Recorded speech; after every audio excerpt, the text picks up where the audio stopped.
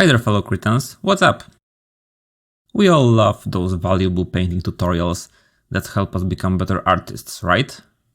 Well, what a shame that what you're watching now isn't one of those videos. Today I'm showing you a cheap post-processing trick in Krita that you could use to try to make your paintings look better than they actually are. Here's how it goes. You take any image you want the trick to apply to. It can consist of multiple layers. Then you select all those layers and go Group, Quick Group with a default shortcut of Ctrl G. Then I select the newly added group and go Add Filter Mask. The filter we're going for is called Min Removal under the Enhance category. And yeah, that's the whole trick. End of the video.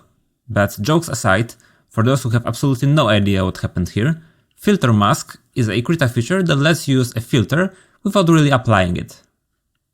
For example, if I use a Gaussian blur mask, I can still paint on a layer and the blurring gets calculated for each stroke I place.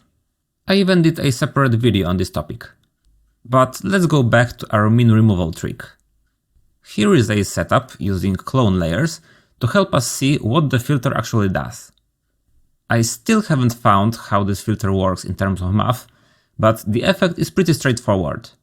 The edges of your painting get straightened and sharpened. This does not only apply to the edges of a layer's content, but also to each two different zones of color inside the layer.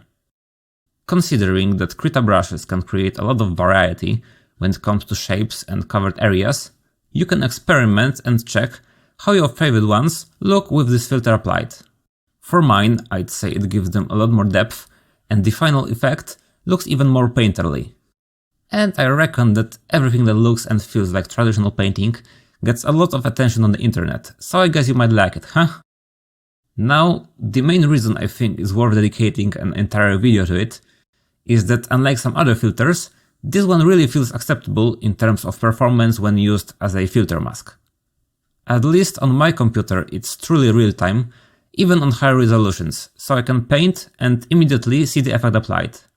And you can imagine how much that influences the way I use my brushes. Min removal does not give you any parameters to change how it works, but if the outcome gets too sharp, you can fill the entire filter mask with the appropriate shade of grey. The darker the color, the less visible the effect will be.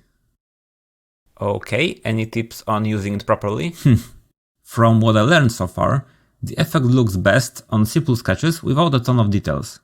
Just like fancy brushes and textures on a proper blending mode, it gives you free, faked details, sorta making your artwork look more finished than it truly is.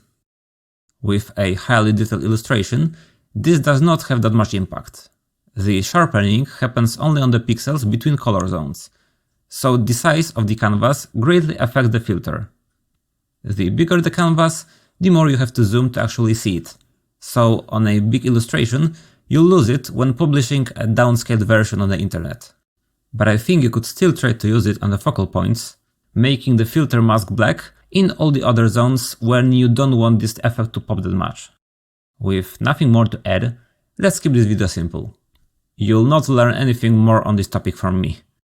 As creating this setup lasts less than a minute, you can just try it yourself and check if it suits you and your style.